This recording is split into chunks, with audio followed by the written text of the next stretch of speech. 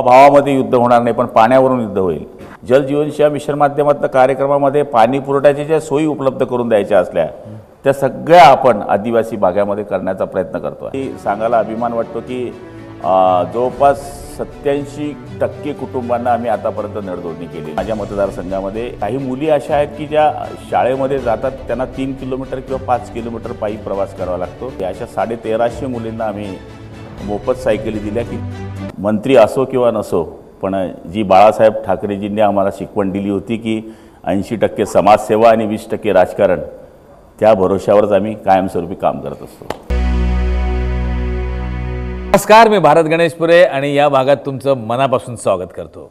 हर घर नल से जल ही संकल्पना तळागाळात रुजवण्यात माननीय पाटील साहेब यशस्वी झाले आहेत.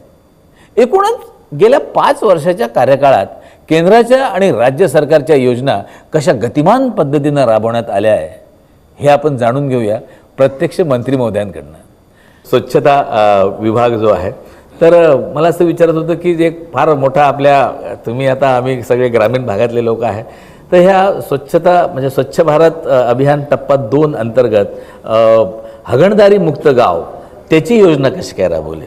बघा, हगणदारी व्यक्तिगत हे करत असताना आम्हाला अडचणी आल्या नाही, पण सार्वजनिक शौचालय जिथे करण्याचा विषय आला तिथे माझ्या घरापाशी बांधू नको, माझ्या इथं बांधू नको, मला वास येते.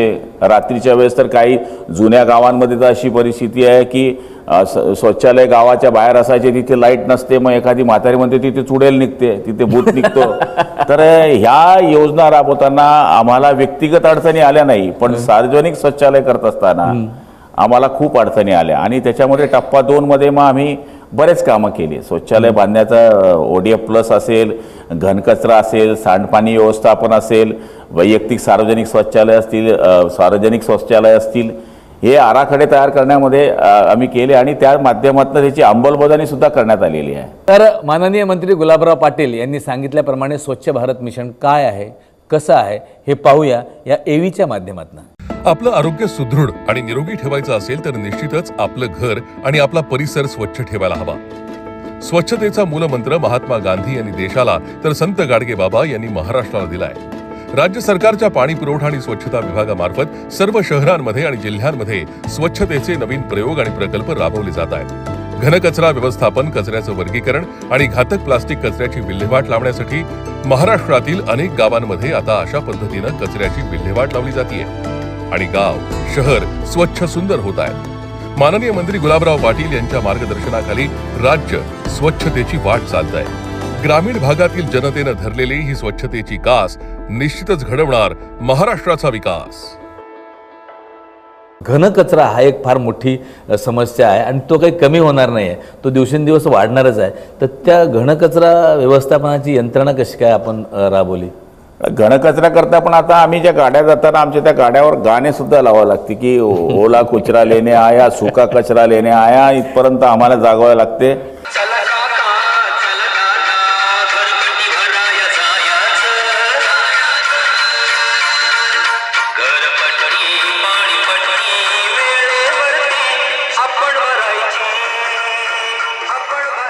आणि मग त्या बायांना सांगावं लागते की ओला कचरा याच्यात टाका, सोका कचरा याच्यात टाका. तो कचरा आम्ही संकलन करतो, तो कचरा संकलन करून बाहेर नेतो. त्याच्यामध्ये मग खत तयार करणे, इतर गोष्टी तयार करणे गोवर्धनच्या मार्फत आहे. आता 36 जिल्ह्यामध्ये आम्ही गोवर्धन प्रकल्प वापरले, कंपोस्ट पीट आहे, गांडूळ खत प्रकल्प आहे, त्याच्यामध्ये रोटरी ड्रीम सारखा या तंत्रज्ञानाचा आम्ही याच्यामध्ये उपयोग केलेला आहे.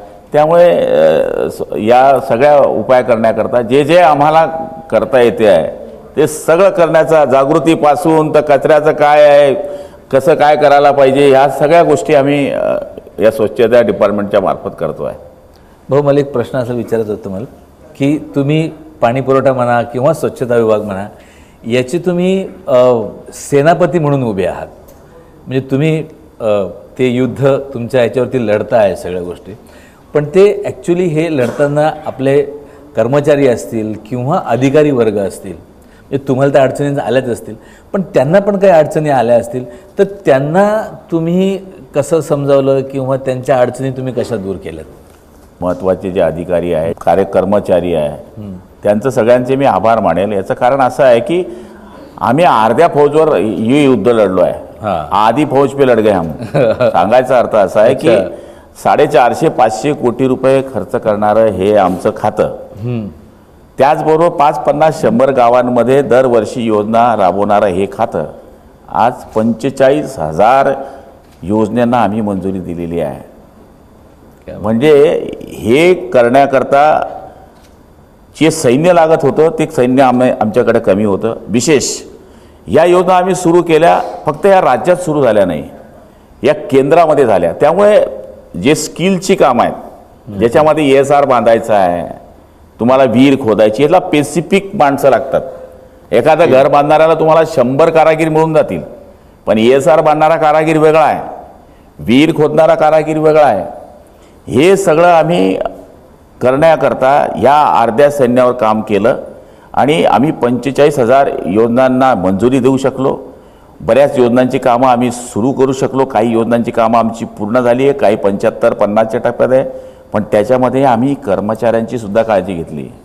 तुम्हाला सांगेल, मी स्वतःची बडाई मारत नाही, पण माझ्या काळामध्ये जेवढे प्रमोशन झाले, मग तो JE असेल त्याला डेप्टी इंजिनियर असेल त्याला SC असेल त्याला CE.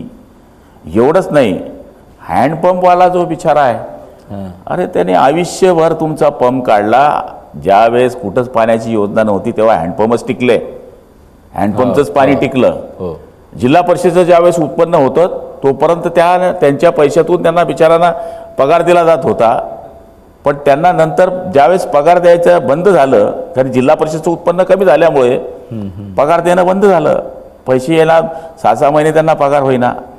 अशा लोकांचा आम्ही 1,000 लोकांचा शासनाने भार स्वीकारला. कॅबिनेटमध्ये आम्ही गेलो आणि आज त्या सगळ्या लोकांच्या जे रिटायर होऊन 15-15, 20-20 वर्षापासून 10-10 वर्षापासून जे रिटायर झालेले लोक आहेत, त्यांना जे पैसे मिळाले नव्हते त्यांचे रिटायरमेंटचे, ते पैसे देण्यापासून त्यांना रेग्युलर पैसे मिळावे म्हणून आपण त्याचा सरकारने दरवर्षी भार उचलावा म्हणून 47 कोटी दरवर्षी तरतूद करण्याचा कॅबिनेटमध्ये मंजूर करून घेतला. एक सांगतो तुम्हाला की आपल्या हातपंप दुरुस्तीच्या कर्मचाऱ्याच्या विषयावर मंत्रालयात बैठक लावणारे पहिले मंत्री म्हणजे आपले पाणीपुरवठा मंत्री साहेब. त्यामध्ये BRC CRC आहे, यांना 15,000 रुपयात लोक काम करून घ्यायचे, आम्ही त्यांना 25,000 रुपयामध्ये काम केलं. 25,000 रुपये त्यांचं मानधन केलं. अशा कर्मचाऱ्यांना अनुकंपाचा विषय सांगतो. मायबाप रडत यायचे आमच्याकडं. मायबाप ज्याच्या बापानं त्याच्या आईनं त्या डिपार्टमेंटमध्ये काम केलं, त्याच्या मुलाचा तो हक्क आहे की त्याचं जर कोणी घरामध्ये वारलं तर त्याला अनुकंपाची नोकरी मिळाली पाहिजे. डेफिनेट 450 मुलांना आपण अनुकंपाच्या नोकऱ्या दिल्या आणि त्यांचे संसार उभे केले. म्हणजे फक्त आपण त्यांच्याकडनं कामं करून घेतली असं नाही आहे. पाणी पुरवठा डिपार्टमेंट हे माझं कुटुंब आहे आणि मी त्या कुटुंबाचा प्रमुख आहे. जसं मी त्यांच्याकडून काम करण्याची अपेक्षा करतो तसं त्यांच्या सुखदुःखामध्ये इन्व्हॉल्वमेंट होणं ही माझी सुद्धा जबाबदारी आहे. बरोबर आहे भाऊ, तुम्ही त्यांच्या पाठीशी खंबीरपणे उभे होतात आणि म्हणून हे सगळं एक आपल्याला महाराष्ट्राचं एक पाण्याच्या दृष्टिकोनातून एक बदललेलं चित्र या ठिकाणी दिसतंय. तर पाण्याचा संदर्भ हा नेहमी शेतकऱ्यांशी येतो.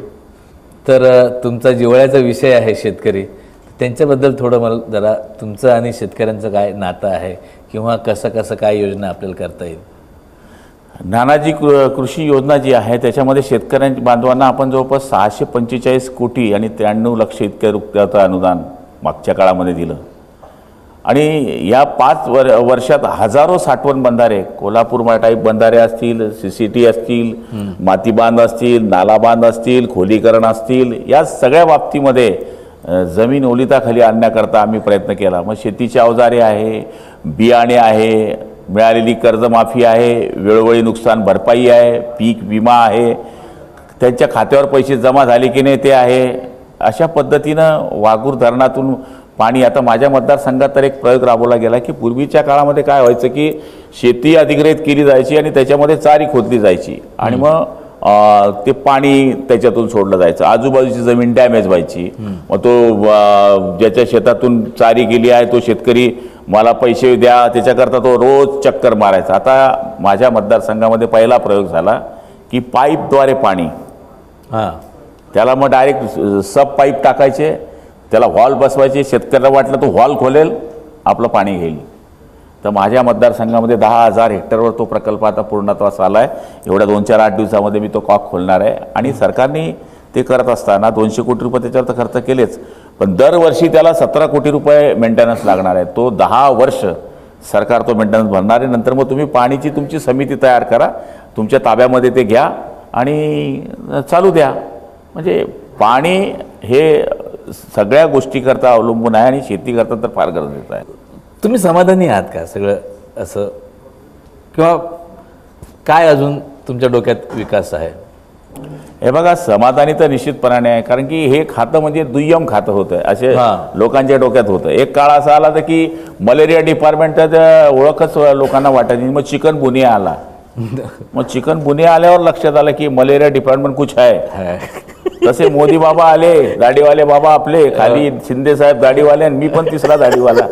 ते तिघांचा असा कन्सेप्ट आला की योगायोगाने मी त्या डिपार्टमेंटमध्ये मंत्री होणं, माननीय पंतप्रधानांनी तिकडे पदभार स्वीकारणं, इथं शिंदे साहेबांनी मुख्यमंत्री पदाची शपथ घेणं, देवेंद्रजीने अजित पवार साहेबांची त्यांना साथ मिळणं, हे करत असताना आम्ही हे काम आनंदाने करू शकलो आणि त्याच्यामुळे मी समाधानी आहे.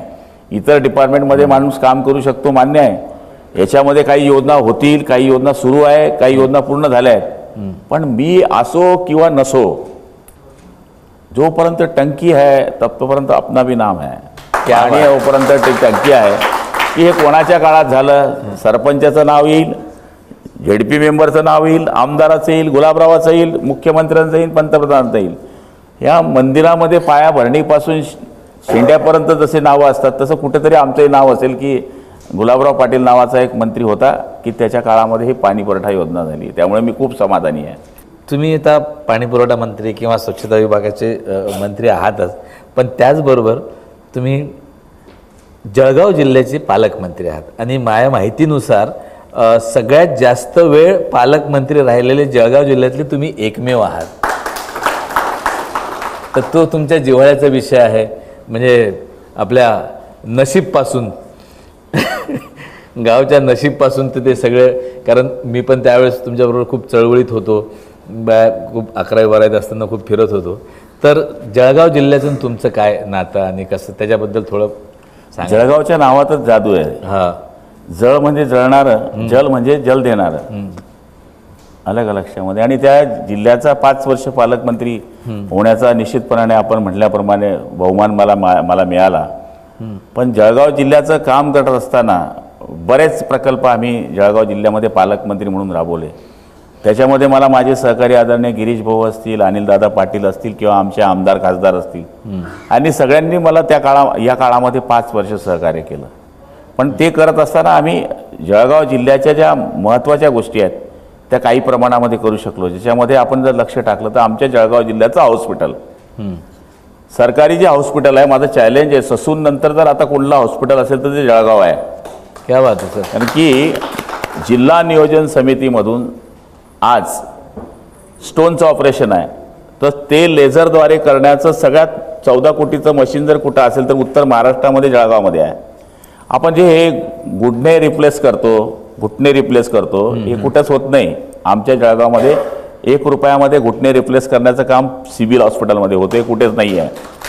हे जळगाव जिल्ह्यामध्ये गेलं. 100 महिलांचं स्पेशल हॉस्पिटल हे जळगावमध्ये आम्ही करण्याचा प्रयत्न केला. एवढंच नाही, काल परवाच्याच दिवशी एक वॉर्ड आम्ही त्याचं उद्घाटन केलं, ज्याच्यामध्ये ICU आणि वॉटरची ती टेम्परेचरची जी सिस्टीम असते, ज्याला बार्थमध्ये ठेवलं जातं त्या पेशंटला, ज्याच्याने ते रिलीफ मिळतं, त्याची जी कातडी असते ती जर वरती आली तर तिला ऑपरेशन करण्याकरता मुंबई जावं लागतं. ते सिस्टीम मी जळगावमध्ये बसवली.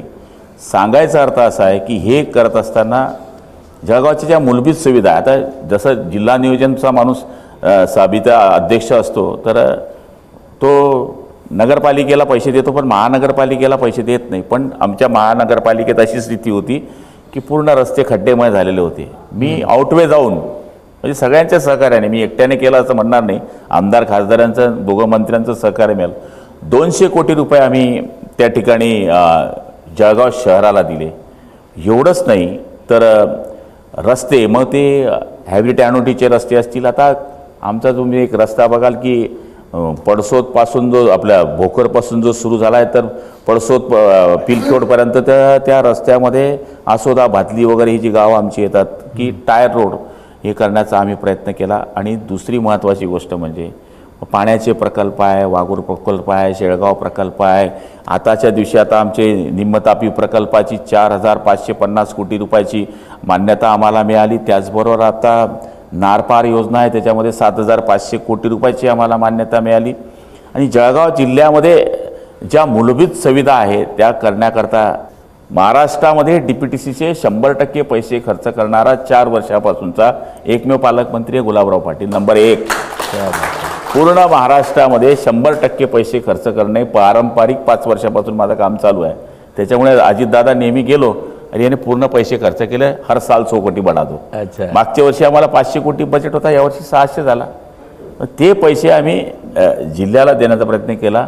शेतकरी 111111 ट्रान्सफॉर्मर करता फिरतो. ट्रान्सफॉर्मर जळाला की 8-8 दिवस त्याला ट्रान्सफॉर्मर येत नाही. 90 कोटी रुपये आपण फक्त ट्रान्सफॉर्मर करता जळगाव जिल्ह्याच्या शेतकऱ्यांना दिले. म्हणजे लोक आता असं म्हणू शकत नाही की मी गेलो आणि मला आमदार साहेबांनी पत्र दिलं नाही आणि मला ट्रान्सफॉर्मर मिळाला नाही. ठीक आहे, त्याला महिन्यानी 2 महिन्यांनी पत्र दिल्यानंतर ट्रान्सफॉर्मर त्याच्या शेतात आला.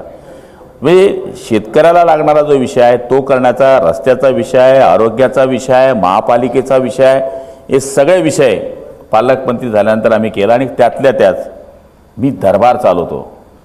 माझ्या मतदारसंघात विचारा किंवा जळगाव जिल्ह्यात कुठेही विचारा. मी आता सकाळी जर इथून घरी गेलो तर मी 8 वाजता सकाळी बसलेला असतो.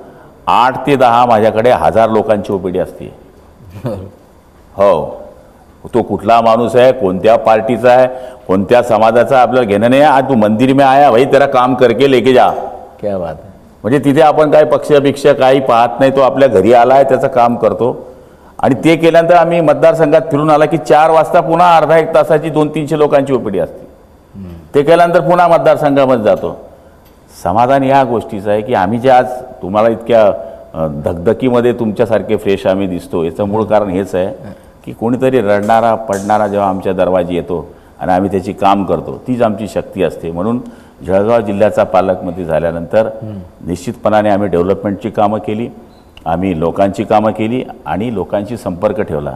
असं मतदारसंघात कोणी सांगू शकत नाही की गुलाबराव पाटील आम्हाला सापडलाच नाही, दिसलाच नाही. म्हणजे मी आणि माझे कुटुंबीय आणि माझे पक्षाचे कार्यकर्ते असं एक घर नाही की जिथं कोणी वारलाय आणि आम्ही पोचलो नाही. अशी एक शादी नाही की जहाँ पर हम गए नाही. म्हणजे सांगायचा अर्थ असा, सगळं मिसळून मासळून काम आम्ही आमच्या मतदारसंघामध्ये करत असतो. आणि जिल्ह्यामध्येही पालकमंत्री झाल्यानंतर खरंच मी भाग्यशाली आहे. मी 3 वर्ष परभणीचा पालकमंत्री राहिलो, 1.5 वर्ष बुलढाण्याचा राहिलो, 5 वर्ष. सगळ्यात मोठा काळ मला जळगावसारख्या मोठ्या जिल्ह्याला मिळाला. जी जळगाव म्हणजे सोन्याची नगरी म्हटली जाते, केळीचं राज्य साम्राज्य समजलं जातं. अशा जिल्ह्यामध्ये मला 5 वर्ष पालकमंत्रीपद मिळालं. मी समाधानी आहे की काही प्रमाणामध्ये मी कामं करू शकतो. तुम्ही मगाशी म्हणलं की हे जे कर्मचारी योजना आहे तो भाई प्रॉब्लेम ये है कि सेना कम थी, फिर सेनापती लढा कैसे, किस मतलब काय त्याच्या मागचं असं?